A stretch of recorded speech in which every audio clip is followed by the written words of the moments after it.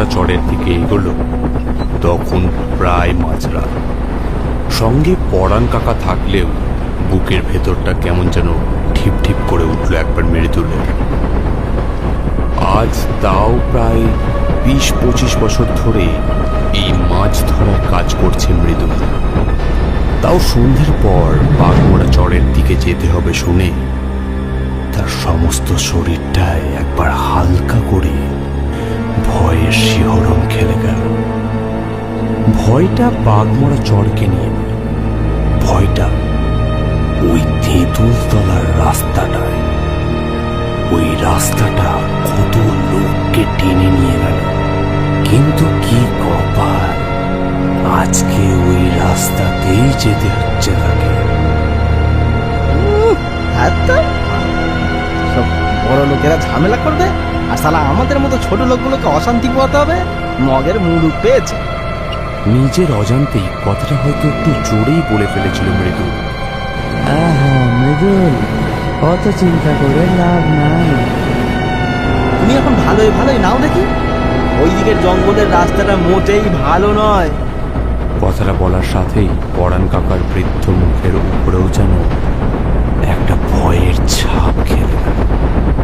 মৃদুল সেটা লণ্ঠনের টিমটিমে অন্ধকারাচ্ছন্ন আলোর মধ্যেও স্পষ্ট বুঝতে পারল। ছোট ডিঙি নৌকাটা জল কেটে কেটে ছপ ছপ শব্দ তুলে এগিয়ে চলেছে মিশমিশে অন্ধকার ভেদ করে। ফাল্গুনের কুয়াশার নদীর জলের উপরে ছেয়ে রয়েছে আবছাভাবে।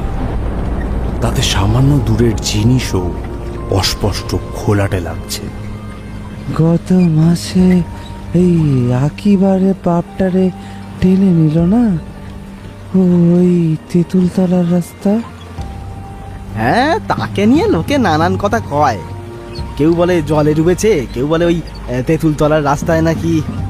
বিকেলের মধ্যেই তো আমরা ঘরে ফিরে যেতাম, ওই হাটে যদি ঝামেলাটা না ঘটতো। বড় মানুষদের সব বড় বড় ব্যাপার স্যাপার। শেষের কথাটাই একটা তাচ্ছিল্য আর রাগ মিশিয়ে বলে জলের মধ্যে এক খাপলা থুতু ফেলল মৃদুল। নৌকাটা একটা বাঁক নিয়ে প্রবেশ করল তেঁতুলতলার রাস্তাটার দিকে।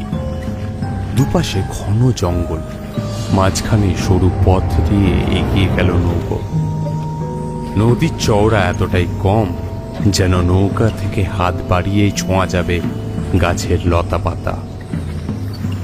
এখানে এক মস্ত তেঁতুল গাছ থাকায় বহুদিন আগে থেকেই এই তল্লাটের নাম হলো তেঁতুলতলা। তেঁতুলতলায় নৌকাটা ঢুকতেই যেন একটা হিম শীতল বাতাস এসে একসাথে ধাক্কা মারল দুজনকেই।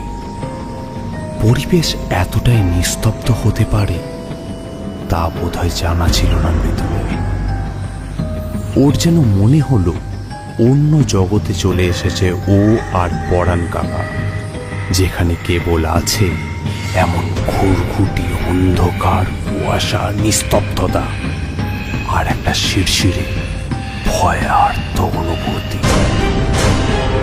প্রতি সোমবার করি বড় বাজারের হাটে মাছ বেচতে যায় মৃদুল। কখনো কখনো সাথে কেউ না কেউ থাকে, আর কখনো বা একাই। সারা সপ্তাহ টুকটাক গ্রামে গ্রামে মাছ বিক্রি করে আর সপ্তাহে একদিন হাটে এসে নিম্নবিত্তের পরিবারের খরচা চলে যায় কোনো মতে তাতে। দুই ছেলে, বুড়ো মা, বাপ আর মৃদুলের পৃথিবী বলতে এই কজনই। তবে অন্যদের ইছামাটির এক শাখা নদী ময়নাগঞ্জ দিয়ে ফিরে আসে। বেশিরভাগ দিন বিকেল হয়, নয়তো বড়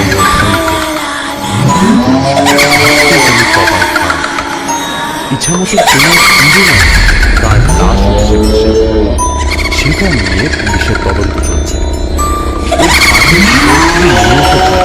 মাঝদেরও নানা রকম প্রশ্ন জিজ্ঞাসা করা হচ্ছে।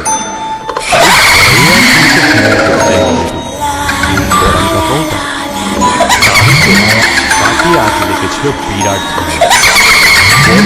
এক ছেলের নামে কি যেন টাকা পয়সা নিয়ে একজন তার ঝামেলা। সেখানে কিছু করেই সে এই বাঘমোড়ার পথটাই বেছে নেয়। সামনে নদী বরাবর গেলেই ওলাই চণ্ডীর ঘর। তারপর সামান্য দূরেই তাদের সেই ছোট্ট সুন্দর গ্রামটি। তবে উলাই চণ্ডীগড় পৌঁছানোর আগে বেরোতে হয় তেঁতুল তলার রাস্তাটা। কিন্তু বেশ কিছুটা আসার পরেই মৃদুলের মনে হয় তেঁতুল তলার কথাটা। তখন আর ফিরে যাবার কোনো উপায় নেই। মনের ভেতরে এলোমেলো চিন্তা দূর করতে পরাণ কাকার সামনে একটা বিড়ি ধরায় মৃদুল। একটু মাথা নিচু করে আগুনটা ধরা, যত নিজের বাবার বয়সে একটা লোকের সামনে এটা করাকে অভদ্রতাই বলে। পরাণ কাকা সামান্য হেসে গম্ভীর গলায় বলে,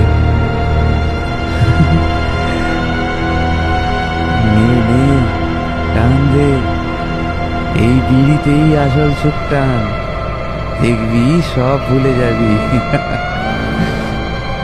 হলাম না হয় তোর বাপের বয়সে, কিন্তু এখনো মনটা জোয়ান মরদি হয়ে গেল। এমন আধার রাতে তার বাড়িতে গেলে লাগে বই কি একটু আধটু। আমার মনটা জোয়ানের মতো না ভাবলে এই বয়সে এত ভারী ভারী জিনিস তোলা সম্ভব না। চোখ বুঝে ভাবনার অতল গভীরে প্রবেশ করে। আরো কি যেন বলে যাচ্ছিল পরাণ কাকা, কিন্তু মৃদুলের ততক্ষণে চোখটা আটকে গেছে দূরে একটা ঝোপের পিছনে। সেই ঝোপ জঙ্গল থেকে কেউ যেন একটা খসখস শব্দ করে এগিয়ে আসছে তাদেরই দিকে। কেবল তার দুটো লাল চলচলে চোখ দেখতে পাচ্ছে সে, ঠিক যেমন ভাবে আড়ালে থেকে শিকারী তার শিকার ধরে। দমকা ঠান্ডা বাতাসটা যেন আরো কয়েক গুণ বেড়ে গেল হঠাৎ করে। এখানেই তো কত মানুষ মরেছিল এককালে, তাদের আত্মায় তো ঘুরে বেড়ায় এখনো। তারাই কত মানুষকে টেনে নিয়ে যায়। তবে সমস্তটাই এতদিনের গল্প কথাই ছিল। আজ নিজের চোখে সমস্ত কিছু দেখতে পাচ্ছে মৃদুল, অনুভব করতে পারছে ভয়ঙ্কর মৃত্যুর বর্বরতাকে। আচমকা সমস্ত নিস্তব্ধতাকে খান খান করে জঙ্গলের ভেতর থেকে ভেসে এলো একটা রাত চড়া পাখির বিশ্রী ডাক। তাতেই যেন বকবকানিটা একটু থামলো পরাণ কাকার। একটু কাঁপা কাঁপা গলায় সে বলল, কি রে, তেঁতুল তলার রাস্তায় চলে এসেছি। তাড়াতাড়ি হাত চালা, কোনো দিকে না তাকিয়ে। ও সমস্ত কিছুই না রে, এই সবই মানুষের ভয়। দেখ, কোনো কুমিরে টেনে নিয়ে গেছিল হয়তো। হাত চালা, নে হাত চালা। মৃদুলের ততক্ষণে হাত পা যেন আড়ষ্ট হয়ে এসেছে ভয়। কারণ তার দিকে এক দৃষ্টিতে চেয়ে রয়েছে দুটো লাল জ্বলন্ত চোখ।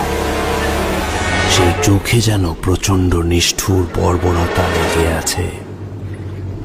চোখ বন্ধ করে প্রায় দম আটকে নৌকার হাল টানছে সে, কিন্তু তবুও সেই চোখ যেন অন্তর্ভেদী দৃষ্টি দিয়ে তাকে দেখছে। এমন কুয়াশা মাখা জলের মধ্যে থেকে সমস্ত শরীর ভয়ে ঘামে ভিজে যাচ্ছে তার। হঠাৎ খুব মৃদুভাবে অথচ স্পষ্ট মৃদুল শুনতে পেল তার নাম ধরে একটা ফ্যাস ফ্যাসে মহিলা গলা তাকে ডাকছে।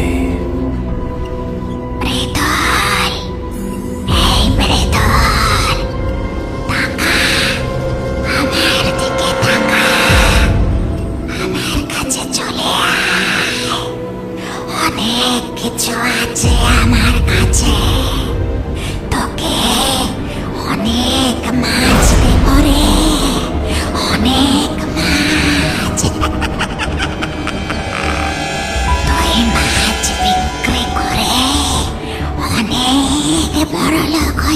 পারবি রে মৃদুল। আমার কাছে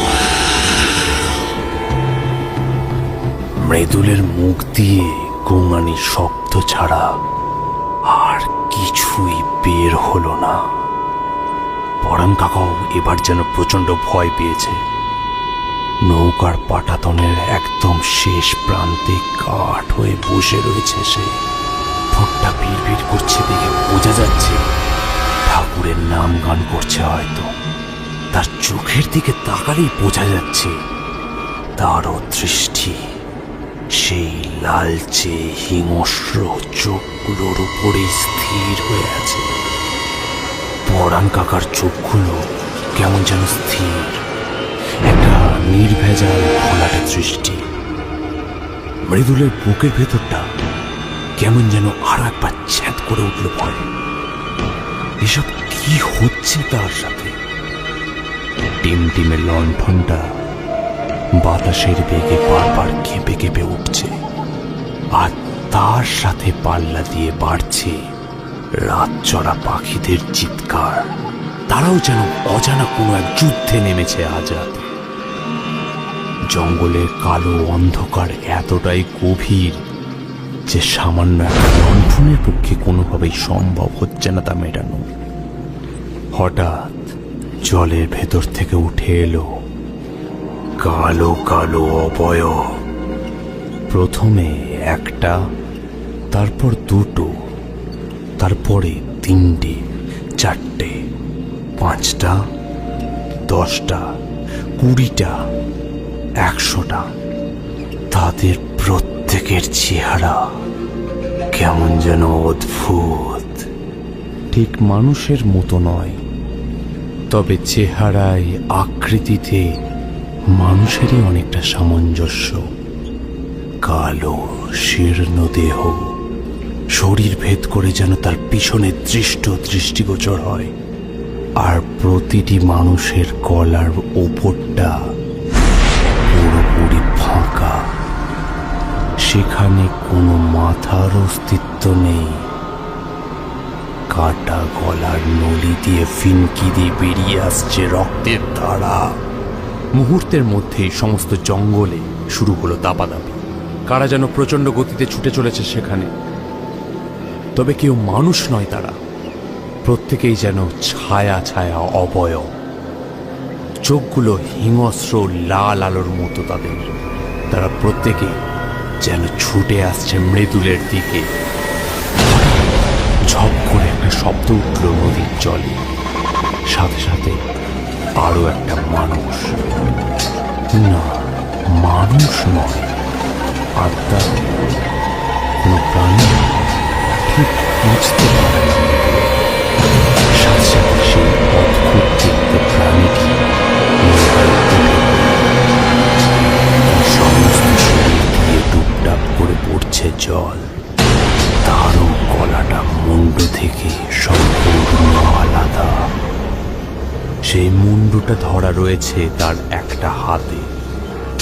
সেই দিকে চোখ পড়তেই আড়ষ্ট হয়ে গেল মৃদুল।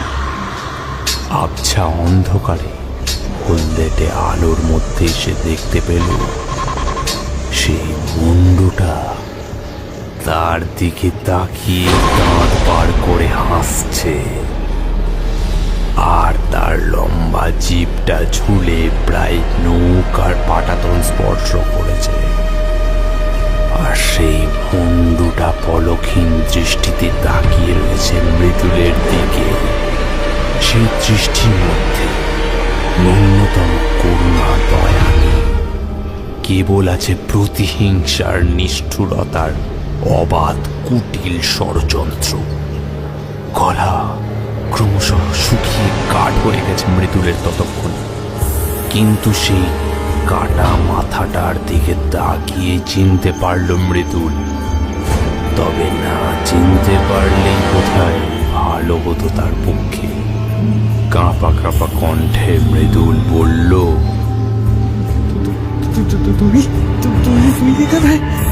তুই এখানে কি করে এলি? কি করে এলাম জানিস না তুই? হ্যাঁ, তাহলে তুই সবটা মনে কর। মনে কর। দেখ, সবকিছু সুন্দরভাবে মনে পড়বে তোর। দেখ,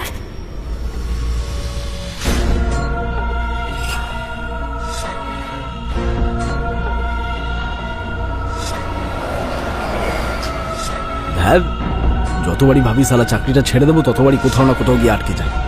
বাড়িতেও টেকা যায় না। কাজ না করলে লোকে বলবে বেকার ছেলে, কোনো কাজ নেই, সারাদিন বাপের হোটেলে খাই, আর কাজ করতে এলে বসের কথা শোন। আজকে এই গ্রাম তো কালকে ওই গঞ্জ। এটা যেন কোথায়? হ্যাঁ, মাঝদিয়াপুর গ্রাম। কথাগুলো বিরক্ত নিয়ে বলতে বলতেই পকেট থেকে একবার সাদা কাগজের টুকরোটা বের করে দেখে রণজয়। তার মধ্যে আবার বাসের কন্ডাক্টরের ভাড়া নেই আর বড্ড দাম। দাদা, এই যে শুনবেন, বলছি এই মাঝদিয়াপুর গ্রামটা যাওয়ার রাস্তাটা একটু বলবেন, আসলে কখনো আসেনি তো। কন্ডাক্টর বেশ কিছুক্ষণ রণজয়ের দিকে তাকিয়ে নিয়ে তারপরে বলল, মাঝদিয়াপুর যাওয়ার জন্য আপনাকে বীরপুরে নামিয়ে দেবো। ওখান থেকেই আপনি রিক্সা ভাড়া করে চলে যাবেন। তবে হ্যাঁ, সাবধান, ওখানে একটা রাস্তা আছে শুনেছি, কি যেন নাম বেশ, ও হ্যাঁ, তেঁতুলতলা। ওই জায়গাটা একটু সাবধান দাদা। আপনার ওখানে পৌঁছাতে পৌঁছাতে প্রায় রাত হয়ে যাবে। তার ওপর আজকে আবার রেডিওতে বলেছে সন্ধ্যেতে নাকি বেশ ঝড় বৃষ্টি হওয়ার সম্ভাবনা আছে। যা করবেন দাদা একটু সাবধানে বুঝে শুনে করবেন, বুঝেছেন? ও জেঠু, ও জেঠু, দেখি তোমার টিকিটটা দেখি। চেপে বসুন, অনেক জায়গা আছে, একটু চেপে বসুন। কন্ডাক্টর কথাগুলো বলতে বলতে আবার পরের সিটের দিকে চলে যায়। রণজয় বাসের জানলার বাইরের দিকে প্রকৃতি দেখতে দেখতে একটা দীর্ঘশ্বাস ছাড়ে।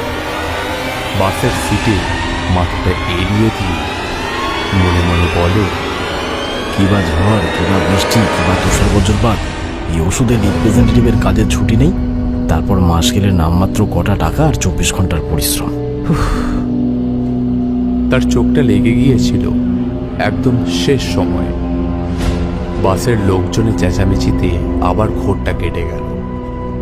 বাস থেকে নামতেই রণজয় দেখতে পায় আকাশ জুড়ে ঘোর কালো মেঘ চলেছে।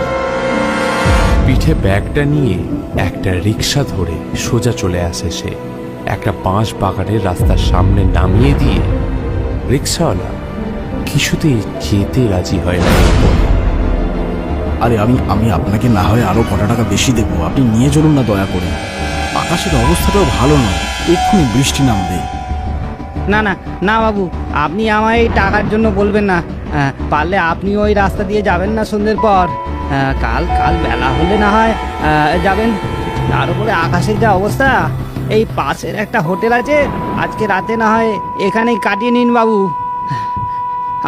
আপনি চলুন, আমি আপনাকে সেখানেই নামিয়ে দিচ্ছি। তার জন্য আমায় কোনো পয়সা দিতে হবে না। কিন্তু ওই রাস্তা আমি মোটেও যাব না। কিন্তু ও রাস্তায় কি আছে, মানে সমস্যাটা কিসে? চোর ডাকাতের ভয় নাকি? বাবু কি আছে তো আমি চোখে দেখিনি। কিন্তু ও রাস্তায় রাতের বেলা গেলে কেউ আর ফেরে না। ওখানকার সমস্ত লোক সন্ধ্যের পর ওই রাস্তা একেবারে এড়িয়ে চলে। নিজের ভালো চান তো আপনি ওই রাস্তায় রাতের বেলা যাবেন না। তারপরে রিক্সাওয়ালা আকাশের দিকে চেয়ে বলল, দেখছেন বাবু, আকাশের অবস্থা একেবারেই খারাপ হয়ে এসেছে। প্রচণ্ড ঝড় বৃষ্টি নামলো বলে আর দেরি করা ঠিক নয় বাবু। খুব সাবধান বাবু, ভেবেচিন্তে কাজ করবেন। রিক্সাওয়ালা চলে যেতে রণজয় নিজেকে একটা পথহীন নাবিকের মতো আবিষ্কার করল। চারপাশে তাকিয়ে দেখল একটা জনপ্রাণীর কোনো চিহ্ন মাত্র নেই। নাম না জানা কত বড় ছোট গাছ ঘিরে আছে জায়গাটায়।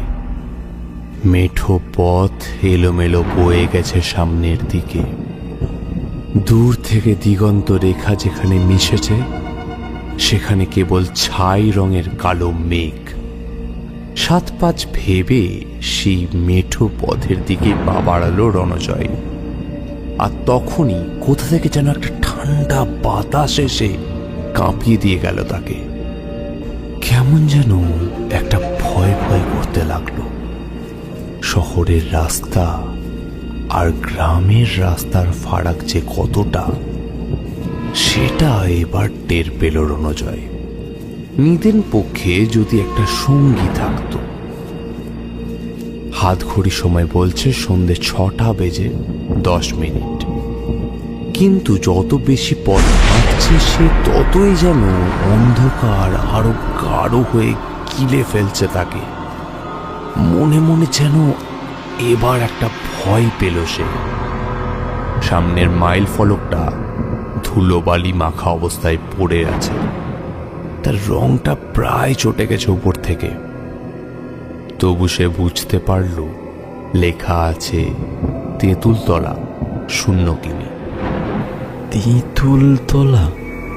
নিজের মুখ ফুটে অস্ফুটে কথাটা বেরিয়ে এলো তার। সাথে সাথে সে অনুভব করল তার গলাটা ঈষৎ কাঁপছে। বুঝতে পারল এ সব কিছুই তার ওই বাসের কন্ট্রাক্টর আর ওই রিক্সাওয়ালাটা বলা কথা।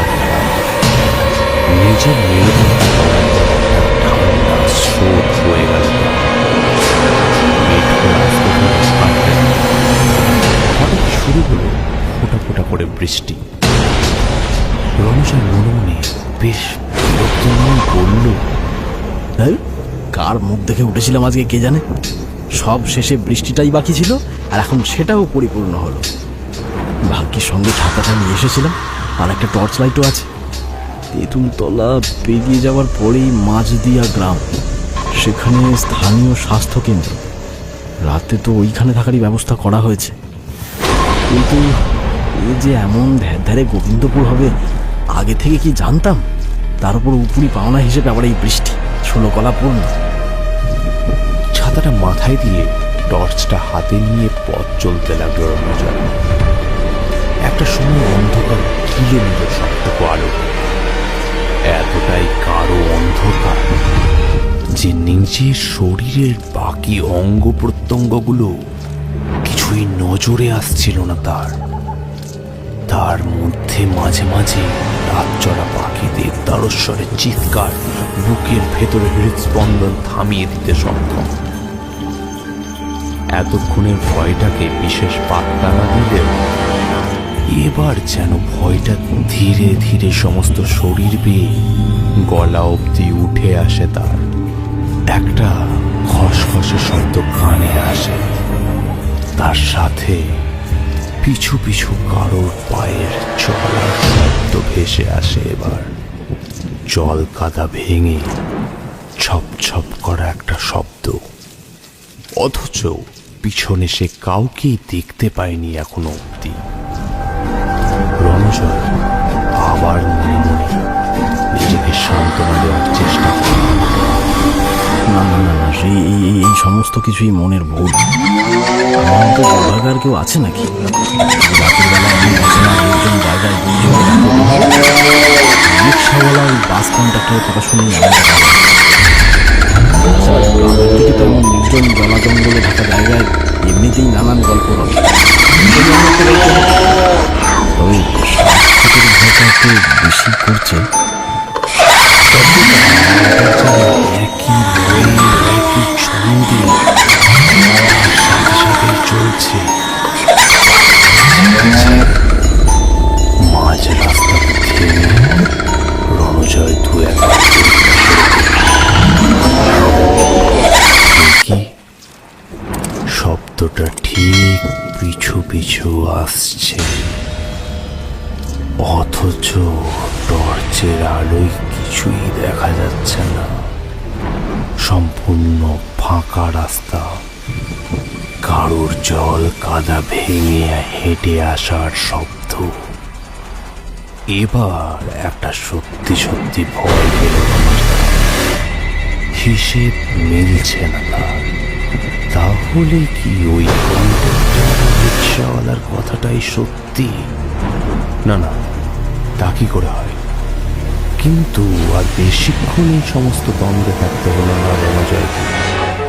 তার আগেই একটা আচমকা, একটা হাড় হিম করা হাসির শব্দে থেমে যেতে বাধ্য হলো রণজয়। চেষ্টা করলেও যেন যেন তার পা আর সামনের দিক কোনোভাবেই এগোবে না, কারণ হাতে থাকা টর্চের আলোতে সে দেখতে পেয়েছে তার থেকে সামান্য দূরেই দাঁড়িয়ে রয়েছে এক সাংঘাতিক জিনিস, যাকে মানুষের অবয়ব বললেও মানুষ বলা যায় না। অমন চেহারা কোনো সাধারণ মানুষের সম্ভব নয়। টর্চের আলোয় রণজয় দেখতে পেল একটা কালো জীর্ণ শীর্ণ দেহ দাঁড়িয়ে রয়েছে সেখানে। তবে কেবল দেহটাই দাঁড়িয়ে রয়েছে, তার মাথাটা অন্য জায়গায়। তারই হাতে ধরা আছে সেটা, সেই কাটা মুন্ডুটা দাঁতগুলো বের করে হাসছে। সেই মুখে ফুটে উঠেছে এক ভয়ঙ্কর কুটিল হাসি। কাটা গলা দিয়ে শুকনো কালচে রক্ত গড়িয়ে জমাট বেঁধে গেছে। রণজয়ের মনে হলো তার পায়ের তলার মাটি ক্রমশ সরে যাচ্ছে। তার এতদিনের সমস্ত বিশ্বাস এক লহমায় সব উবে গেছে। চোখ চাইলে যেন সরাতে পারছে না রণজয়। টর্চের হোলরেটে আলোতে সেই কাটা মুন্ডুটার চোখগুলো বিভৎস আগুনের মতো জ্বলছে। জিভটা বেরিয়ে রয়েছে প্রায় এক হাত। অজান্তেই মুখ ফুটে একটা ভয়ার্ত গোঙানির আর্তনাদ বেরিয়ে এলো তার। বাঁচাও, আমাকে বাঁচাও, বাঁচাও, আমি কিছু করিনি, আমাকে ছেড়ে দাও, আমি কিছু করিনি। কিন্তু রণজয়ের কথা ঘুরে ফিরে আবার ঠিক তার কানেই ফিরে এলো। কে বসে থাকবে এমন দুর্যোগের রাতে, এমন নির্জন জায়গায় তাকে বাঁচাতে? কিন্তু রণজয়ের এমন আকুতি মিনতিতে আরো যেন বেশি খুশি হলো সেই প্রেতাত্মা। তার হাসির শব্দ এবার ছড়িয়ে পড়ল সমস্ত আকাশে বাতাসে। রণজয়ের দুই কানের পাশ দিয়ে কেবল সমানে শো শো আওয়াজ করে ঠান্ডা জল বাতাস বয়ে যাচ্ছে। একটা কাঁপুনি যেন ভেতর থেকে উঠে আসে শরীর বরাবর। খুব চেষ্টা করে পিছন ফিরে কোনো মতে দৌড়াতে চেষ্টা করলো সে, কিন্তু তার সমস্ত শরীর কাঁপার জন্য সে মোটেই জোরে জোরে দৌড়াতে পারল না। কিন্তু বিপদ বোধ হয় আজ রণজয়ের পিছু কোনোভাবেই ছাড়বে না। হঠাৎ একটা গাছের ডালে থাকা শক্ত কিছুতে ধাক্কা খেয়ে মাটিতে ছিটকে পড়ল সে। টর্চটা হাত থেকে গড়িয়ে পড়ে যায় সামান্য দূরের একটা ঝোপের আড়ালে। মাথায় বেশ আঘাত লাগার জন্য প্রথমে কিছু না বুঝতে পারলেও পরে চোখ সামান্য সয়ে আসতেই রণজয় যা দেখে তাতে তার হৃদস্পন্দন স্তব্ধ হয়ে যাওয়ার জোগাড় হয়। সে দেখতে পেল গাছের উপর পা ঝুলিয়ে বসে রয়েছে মাথাহীন সারি সারি লম্বা লম্বা কালো অঙ্গ। তাদের প্রত্যেকেরই মাথা তাদের একটা হাতে ধরা আছে। প্রত্যেকটি মাথা বিভৎস রকম ভাবে হাসছে, আর চোখগুলো একসঙ্গে লাল হয়ে জ্বলছে, আবার নিচ্ছে।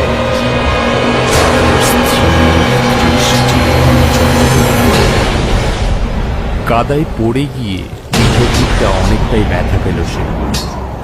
কিন্তু জীবন মৃত্যুর দোলাচলে দাঁড়িয়ে কোনো মানুষ কি আর এই সামান্য ব্যথা অনুভব করতে পারে? তার সমস্ত শরীর ততক্ষণে পাথরের মতো শক্ত হয়ে গেছে। মাটির সাথে ঘষতে ঘষতে সোজা হয়ে উঠে দাঁড়ানোর চেষ্টা করলো সে, কিন্তু না, পারল না। একটা অসম্ভব রকমের কাঁপুনি শুরু হয়েছে সমস্ত শরীরে তার, সঙ্গে ঠান্ডা জলো বাতাসে দাঁতে দাঁত লেগে যাচ্ছে। প্রায় দম বন্ধ করে মৃত্যুর জন্য অপেক্ষা করতে করতে একটা সময় রণজয় দেখতে পেল গাছ থেকে নামছে সারি সারি মৃত্যুদূতের দল। প্রত্যেকটা কবন্ধ যেন এগিয়ে আসছে তার দিকে।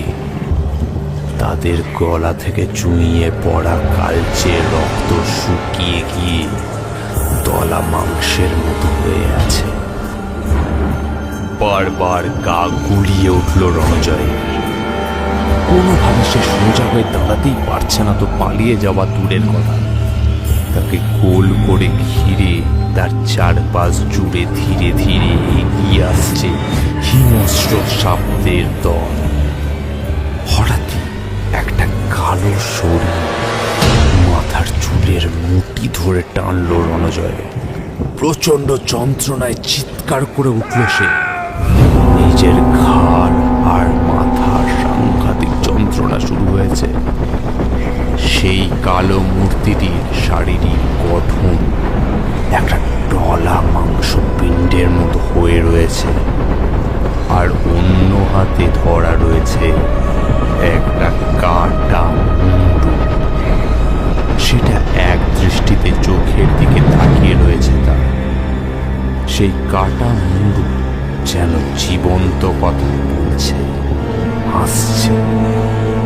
ধীরে ধীরে সেই কাটা মুন্ডুর মুখ থেকে নির্গত জিভটা গলায় পেঁচিয়ে যায় রণজয়ের। দম বন্ধ হয়ে আসে কষ্টে। এবারে দিল চুলের মুঠি ধরে এক টান।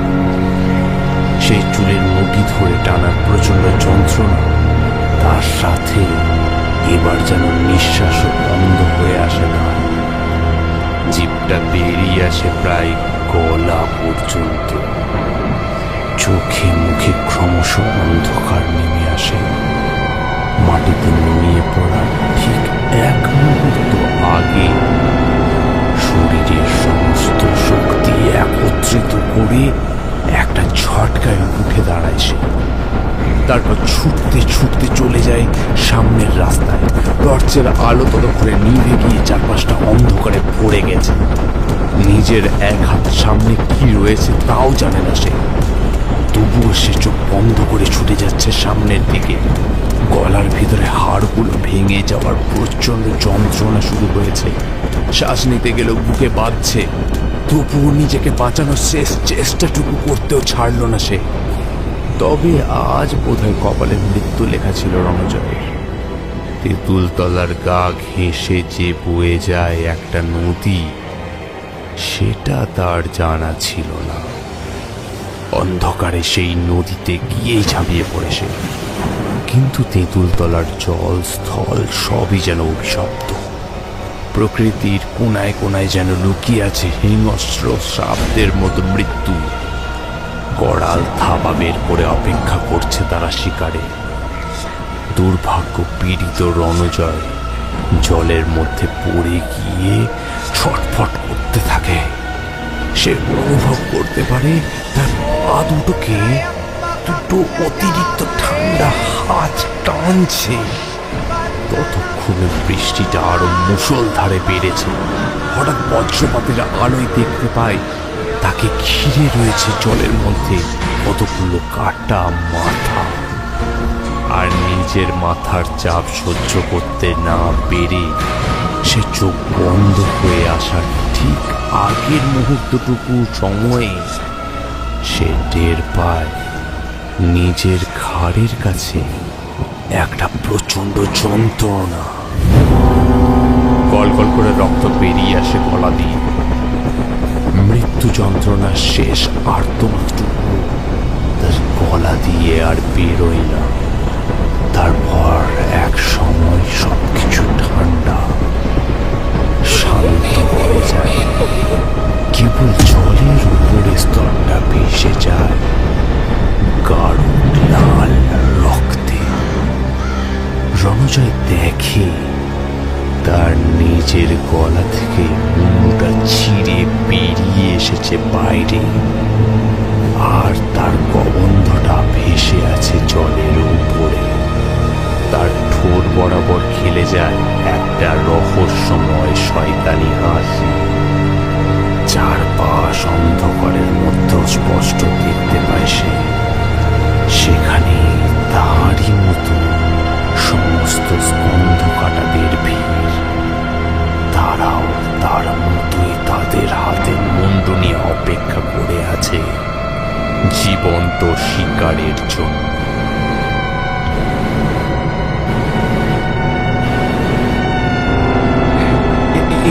জানিস মৃদুল, একটা সাংঘাতিক খবর আছে। তোকে খবরটা দেওয়ার জন্য মনটা একেবারে আনচান করছিল। মৃদুল হাতে বিড়িটা দ্রুত নিচে ফেলে সেটাকে নিভিয়ে দিয়ে আর মনোভাবেই বলল, কি সাংঘাতিক খবর, বলে ফেল। বাগদার চরে বিশাল মাছ উঠেছে। হরেন কাকা, রতন কাকা ওরা প্রত্যেক দিন তো যাচ্ছে, একেবারে নৌকা ভরে ভরে মাছ নিয়ে ওরা হাটে বিক্রি করছে। আমরা গেলে দেখবি লুকিয়ে পড়েছে।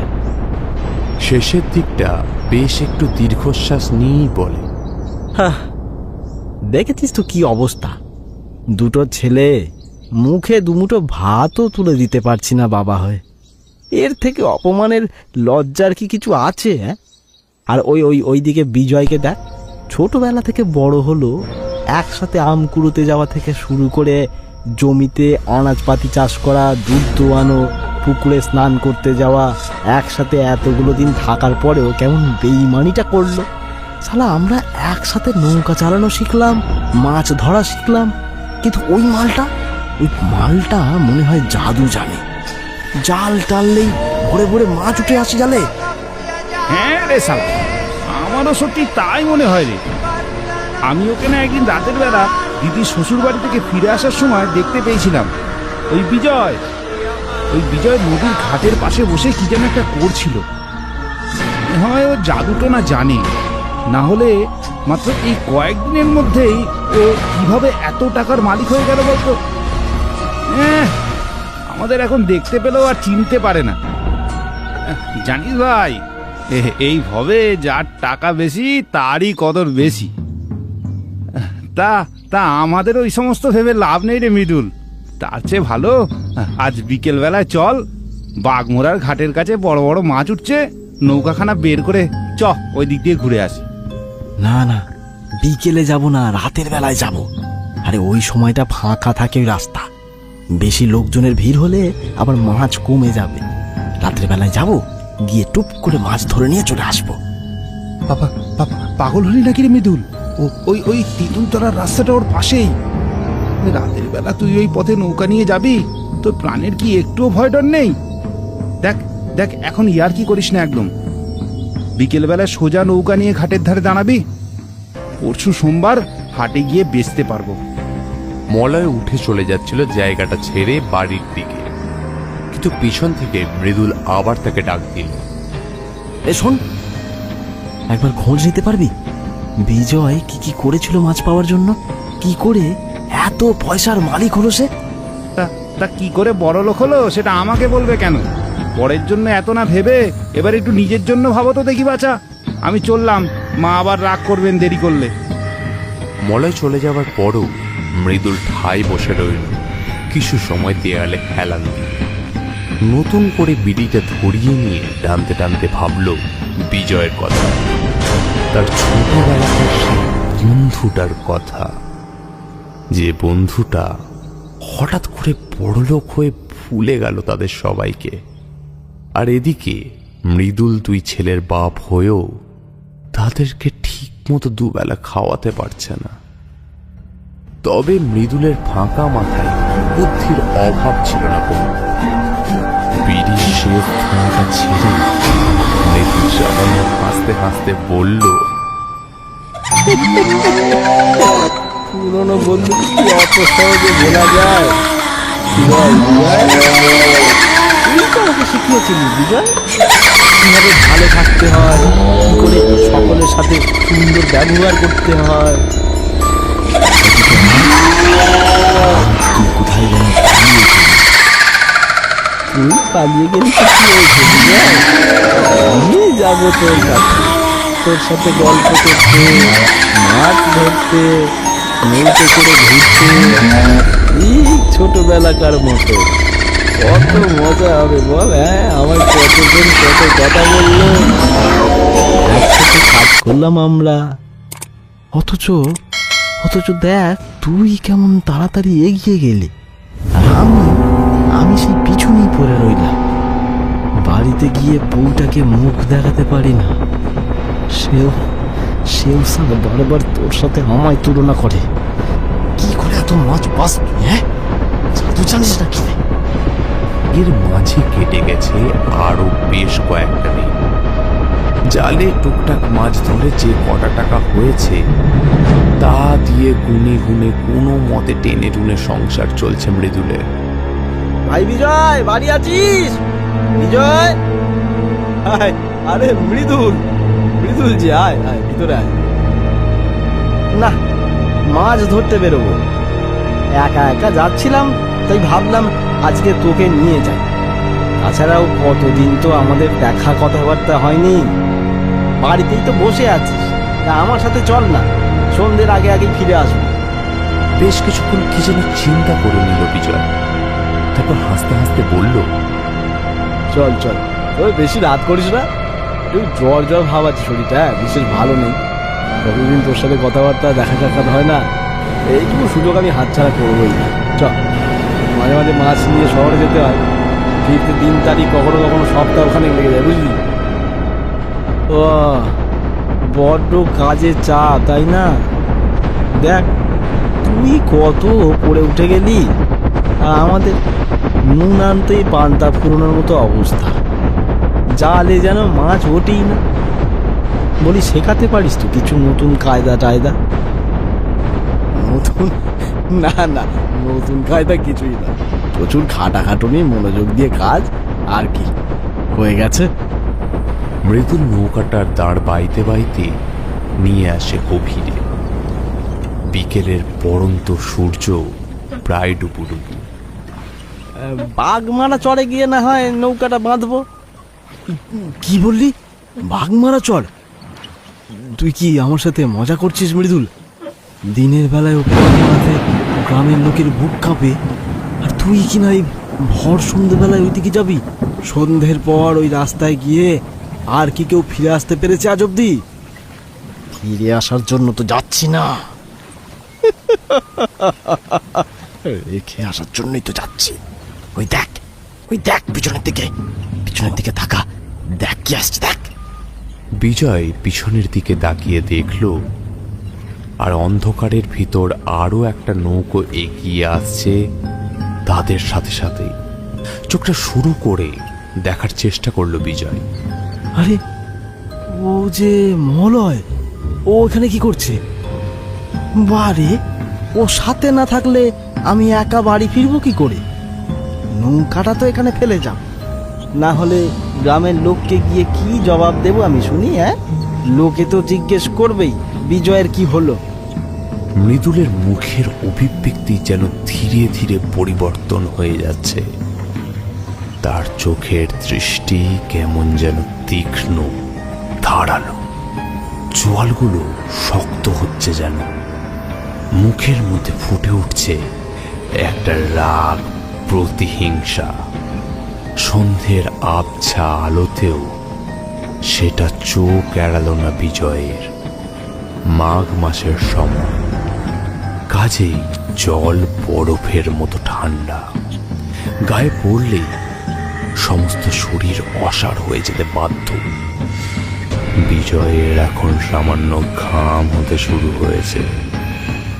কেমন যেন একটা ভয় করছে, কিছু একটা গন্ডগোল আছে।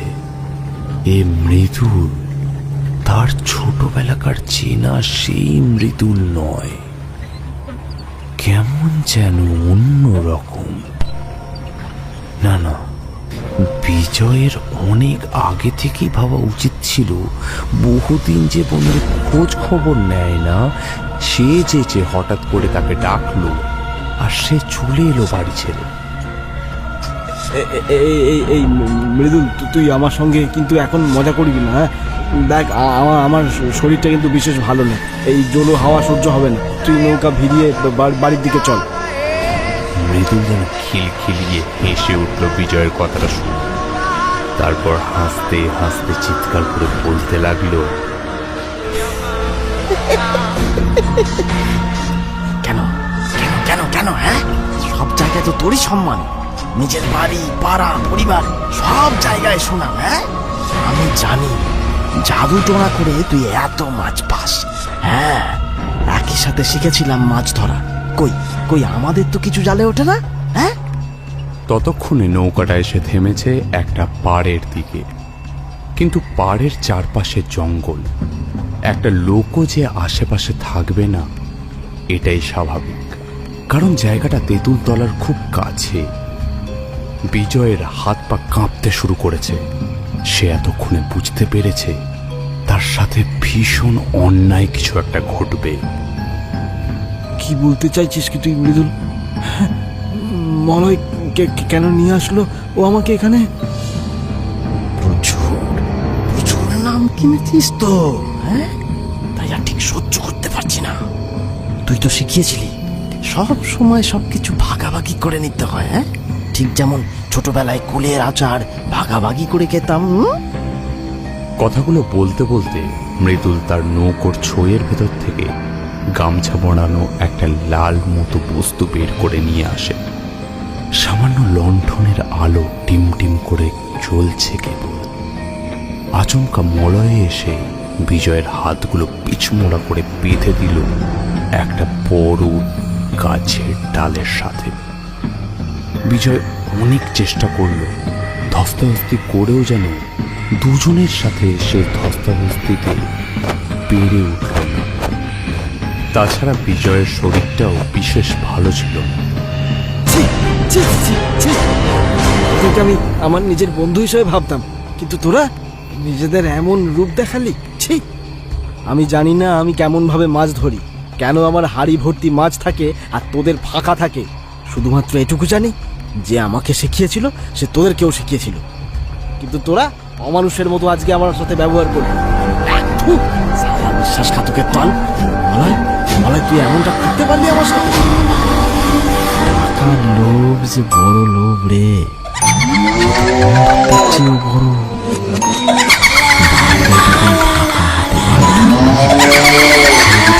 নতুন জামা কিনে দিতে পারবি না,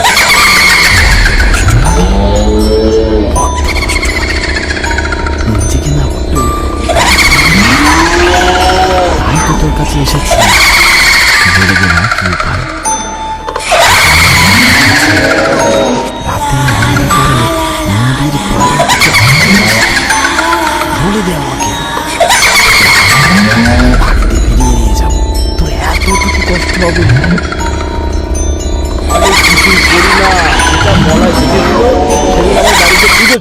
পুজো ছিল রাতে, সেই পুজোর ফুল ঘট সব নদীর জলে ভাসিয়ে দিতে গিয়েছিলাম। মৃদুলের যেন মাথাটা প্রচন্ড গরম হয়ে যায় এবার। হাতে থাকা লাল রঙের কাপড় মোড়ানো জিনিসটা খুলে ফেলে এক টানে। একটা চকচকে ধারালো ভোজালি বেরিয়ে আসে সেখান থেকে। লণ্ঠনের হলদে আলোয় সেটা চকচক করায় বোঝা যায় তার ধারালো প্রবলতাকে। এবার যেন গলাটা শুকিয়ে কাঠ হয়ে যায় বিজয়ের। মাথাটা প্রচন্ড গরম হয়ে মৃদুল এখন যেন সাক্ষাৎ এক নর পিশাচে পরিণত হয়েছে। হাতে থাকা ভোজালিটা শক্ত করে ধরে এগিয়ে আসে সে বিজয়ের দিকে। কিছু বলার আগেই গলায় বসিয়ে দেয় একটা জোরালো কোপ। সঙ্গে সঙ্গে একটা থপ করে আওয়াজ করে মাটিতে পড়ে যায় বিজয়ের কাটা মুন্ডুটা। রক্তে সমস্ত নদীর পাড়টা ভেসে যায়। মলয় আর মৃদুলের সমস্ত শরীর ভিজে যায় টাটকা উষ্ণ রক্তে, আষ্টে গন্ধে। কোত্থেকে যেন নাম না জানা রাতচরা পাখিরা ডেকে উঠেছে বিশ্রী শব্দ করে। ঘর ঘটনার আকস্মিকতায় দুজনেই বিহল দৃষ্টিতে তাকিয়ে আছে একে অপরের দিকে।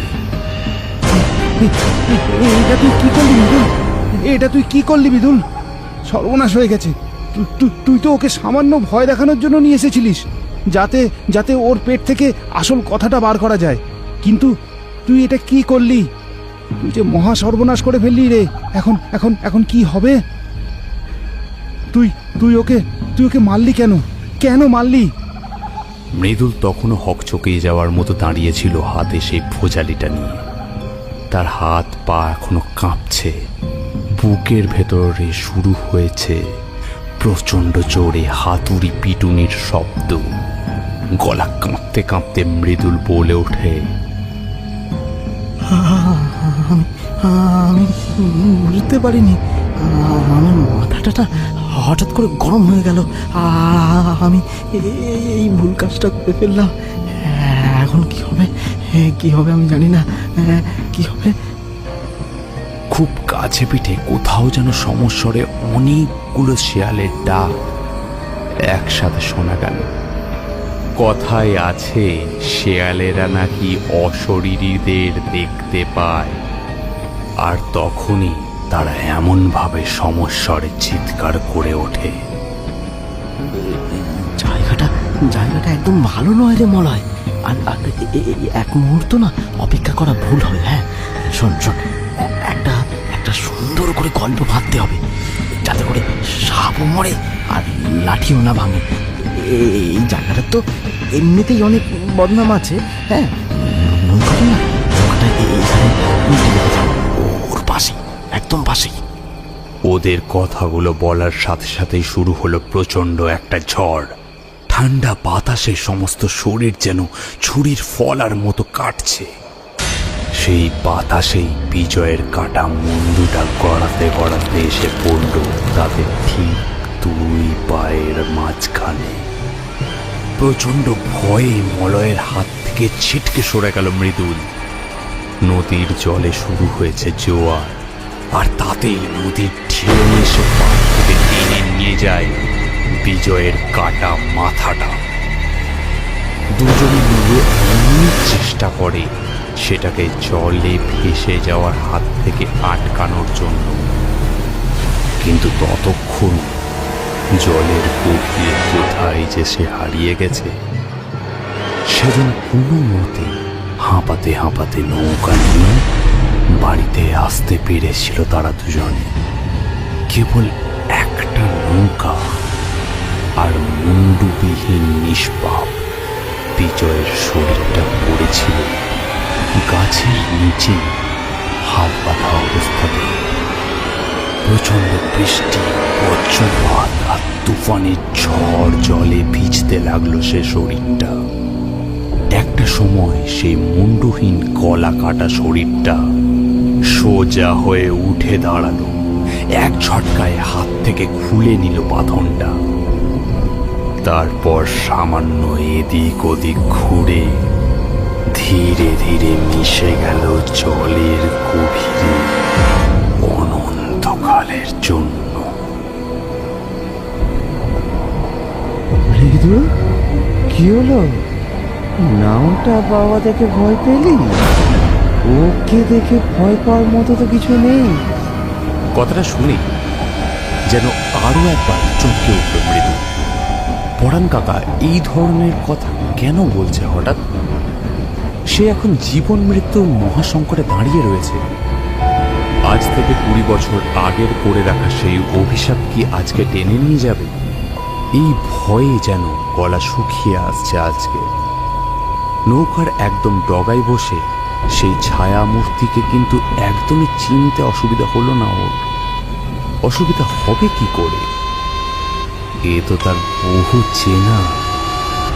ছোটবেলায় আম জাম কুড়ানোর সঙ্গী, ভাদ্র মাসে তাল পুকুরে গিয়ে তাল তুলতে যাওয়ার সঙ্গী, একসঙ্গে পুকুরে স্নান করার সঙ্গী, একসাথে মাছ ধরা শিখতে যাওয়ার সঙ্গী। সেদিন রাতে মাথায় রাগ চড়ে যাওয়া মৃদুল নিজের হাতে কাটে তার বন্ধু বিজয়কে। 20 বছর ধরে এই বিষয়টা সম্পূর্ণ অজানা ছিল সবার কাছে। এ পৃথিবীতে কেবল সে আর মলয় ছাড়া এই ঘটনাটা কেউ জানত না।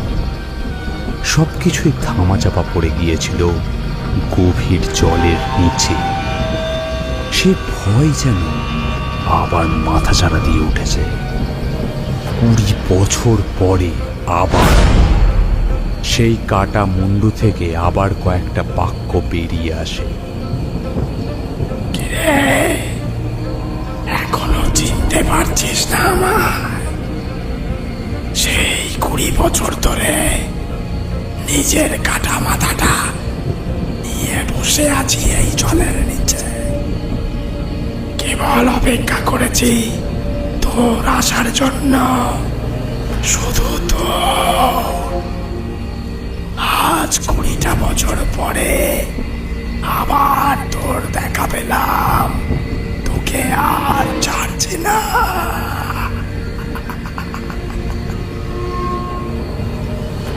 মৃদুল কোনো মতে কাঁপা কাঁপা কণ্ঠে পরাণ কাকার দিকে উদ্দেশ্য করে বলে, কাকা কাকা বাঁচাও বাঁচাও কাকা, নৌকার দ্বার টানো, যতটা তাড়াতাড়ি সম্ভব এই রাস্তা আমাদের বেরোতে হবে কাকা। তাড়াতাড়ি চলো, তাড়াতাড়ি চলো, তাড়াতাড়ি। কিন্তু পরাণ কাকাও যেন ঠাই হয়ে বসে রয়েছে। তবে পরাণ কাকার মুখ থেকে আচমকায় ভয়টা উড়ে গেছে। সেই জায়গায় খেলা করছে একটা বাঁকা হাসি। পাপের ফল তো বাপকেও ভোগ করতে হয় রে পাগল। তুমি মস্ত বড় পাপ করেছো এই জন্মে, তোমায় তার ফলও ভোগ করে যেতে হবে। বুকে যেন একটা আচমকা তীর এসে বিঁধে যায়। তার মানে সব জানে কিন্তু বেশিরভাগ তার এই নিয়ে পরাণ কাকা নিজেই তাকে বলে, তুই হয়তো অবাক হচ্ছিস, ভাবছিস তোর এই কুকর্মের কথা আমি কি করে জানলাম। মলয় তো প্রায় 7 বছর হয়ে গেল কলেরায় মারা গিয়েছে। তার পাপের শাস্তি সে পেয়ে গেছে, কিন্তু বাকি ছিলিস একমাত্র তুই। সেই দিন যখন তুই আর মলয় বিজয়ের সাথে এই পাপ কাজ করছিলি, সেদিন আমিও ছিলাম। কোথায় জানিস? এই নদীর বুকেতে। সেদিন শহর থেকে নৌকা নিয়ে বাড়ি ফিরছিলাম। বেশ রাত হয়ে গেছিল বলে তাড়াতাড়ি বাড়ি ফিরছিলাম, কিন্তু হঠাৎই চোখে পড়ে গেল তোদের। দূর থেকে সমস্ত কিছুই নিজের স্বচক্ষে দেখি, কিন্তু কখনো কাউকে কিচ্ছুটি বুঝতে দিইনি। তুই হয়তো ভুলে গেছিস, ছোটবেলায় আমি বেশ কিছু ক্ষমতা পাই আমার দাদুর কাছ থেকে। সেই ক্ষমতার উপর ভর করেই আমি এখানে এসে ডাকি বিজয়ের আত্মাকে। মাঝে মাঝে এখানে এসে আমি ওর সাথে কথা বলতাম। সেটা তোর পক্ষে জানা সম্ভব ছিল না। তুই ভাবতিস আমি শহরে গেছি আমার মেয়ের বাড়িতে, কিন্তু না, আমি তখন বিজয়ের সাথে আলোচনা করে ছক কষতাম যাতে তোকে সঠিক সময়ে সমস্ত কিছু উপভোগ করিয়ে তবেই মারা যায়। ঠিক যেমন ভাবে কষ্ট দিয়ে বিজয়কে মেরেছিলিস তুই। হ্যাঁ, আজ বহুদিন পর বিজয় তোকে খুঁজে পেয়েছে এমন রাতের অন্ধকারে। এই তেঁতুলতলার মাঠ তো এমনিতেই অভিশপ্ত, কিন্তু এই বাঘ মোড়ার চটটাও যে তোর জন্য বড্ড অভিশপ্ত হয়ে উঠেছে। নিজের মাথায় হঠাৎ করে প্রচণ্ড একটা চাপ অনুভব করে মৃদু। বিজয়ের স্কবন্ধটি তার মাথার চুলগুলো টেনে ধরে আছে। এতটাই জোর সেই টানে যে কিছুতেই নড়াচড়া করতে পারছে না মৃদু। নৌকার উপরেই ধীরে ধীরে শুয়ে পড়তে বাধ্য হয় মৃদু। কপালে মাথায় প্রচণ্ড যন্ত্রণা শুরু হয়েছে। এবার ধীরে ধীরে মৃদুলের পেট বুক বরাবর এগিয়ে আসতে থাকে বিজয়ের কাটা মুন্ডুটা। মৃদুল একটা শেষ চেষ্টা করে নিজেকে বাঁচানোর জন্য। আমি মাপ চাইছি ভাই, মাপ চাইছি। আমার বড্ড ভুল হয়ে গেছে। আমি সেদিন ইচ্ছে করে তোকে মারতে চাইনি, হ্যাঁ, কিন্তু রাগের মাথায় কি করে ফেললাম নিজেও। এই জন্য আমি অনেকবার কষ্ট পেয়েছি। আমি তোর কাছে প্রাণ ভিক্ষা চাইছি। আমাকে ছেড়ে দে।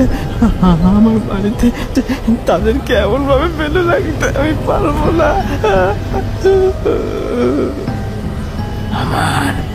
আমার বাড়িতেও তো মা, বাবা, বউ ছিল। আমি ফিরে যেতে পেরেছিলাম তাদের কাছে।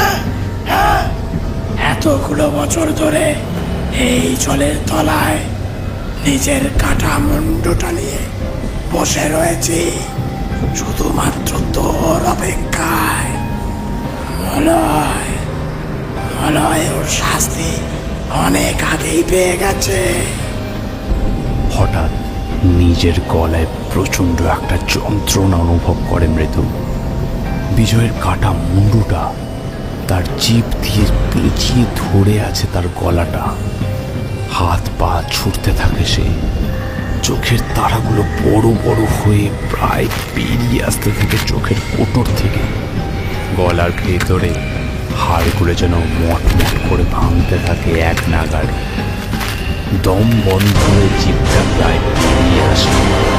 মুখের কষ বরাবর লালচে রক্তের ধারা গড়িয়ে পড়ে। দেখ মৃত্যু যন্ত্রণা কতটা কষ্টের হয়, কতটা ছটফটানি অনুভব করতে হয়।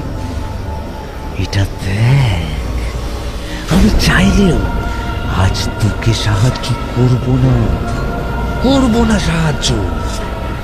গ্রামের সবাই জেনেছিল আগেদিন। সেই দিন রাতে ইচ্ছে করে জোর করে তেঁতুল তলার দিকে যেতে চেয়েছিল বিজয়। সেখানেই নাকি এক স্কন্ধ কাটার কবলে পড়ে সে। সেই ভূত নাকি ওকে মুন্ডু কেটে জলে ভাসিয়ে দেয়। একেতে এই জায়গাটা নিয়ে নাওরানো কুৎসার শেষ নেই।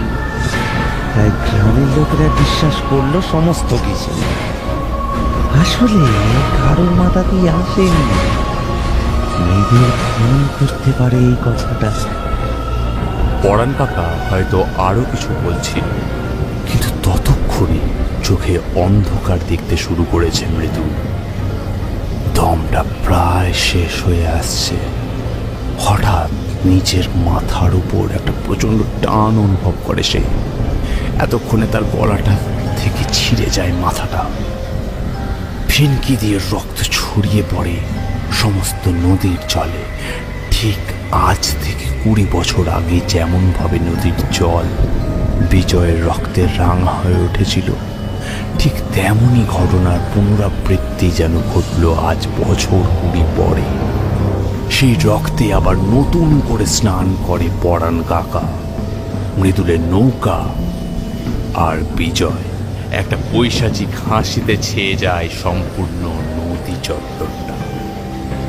বহুদিন কষ্ট পেয়েছিস রে বিজয়, এবার তোর মুক্তি।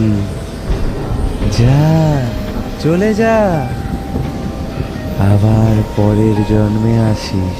তবে হ্যাঁ, সাবধান, মানুষের উপকার করার আগে সাবধান। বন্ধু চিনতে আবার যেন ভুল করিসনি এবারের মতো। জলের মধ্যে প্রচণ্ড একটা বুদবুদ খেলে গেল। তার সাথে সামান্য ঘূর্ণির মতো জলের মধ্যে খেলা করে হঠাৎই সমস্ত কিছু আবার শান্ত নিশ্চুপ হয়ে গেল। মৃদুলের লাশটা নিয়ে এগিয়ে যেতে চাইল তাদের গ্রামের দিকে, কিন্তু তখনই যেন একটা শীর্ণ জীর্ণ কালো কুচকুচে মাংস চামড়া খসা একটা হাত এসে ঘাটটা মোটকে দিল। তার সাথে সাথে প্রচণ্ড যন্ত্রণায় সঙ্গে সঙ্গে দমটা আটকে গেল। তার মৃত্যুর শেষ আর্তনাদটুকু তার গলা দিয়ে আর বের হলো না। তার আগেই আটকে গেল তার শ্বাস। আসলে এই সমস্ত কিছুর মধ্যে পরাণ কাকার খেয়ালই ছিল তেঁতুল তলার রাস্তার মাঝ বরাবর কখন সে নৌকা নিয়ে ফিরেছে। এ পথে জলেতেও বিপদ, ডাঙাতেও তার। এ রাস্তায় কেউ এলে তো তার মৃত্যু নিশ্চিত। পরাণ কাকার এবার নিজের ঘাড় মটকানো শরীরটা দেখে বড় লোভ হল। দাঁত দিয়ে কামড়ে ছিঁড়ে ফেলল নিজের মুন্ডটা। তারপর মুন্ডটা একটা হাতে নিয়ে টুক করে ডুব দিল জলের ভেতরে তার বাকি সঙ্গী সাথীদের সাথে, যাদের প্রত্যেকের গলার উপরে আর কোনো মাথার অস্তিত্ব নেই, বরং সেই মাথাটা তাদের একটা হাতে ধরা আছে। তারা এখন সকলেই অপেক্ষা করে আছে কখন আরো একটা জীবন্ত নতুন শিকার আসবে। এটা যে সে জায়গা নয়, এটা তেঁতুল তলার রাস্তা, যেখানে সন্ধ্যের পর এলে মৃত্যু নিশ্চিত।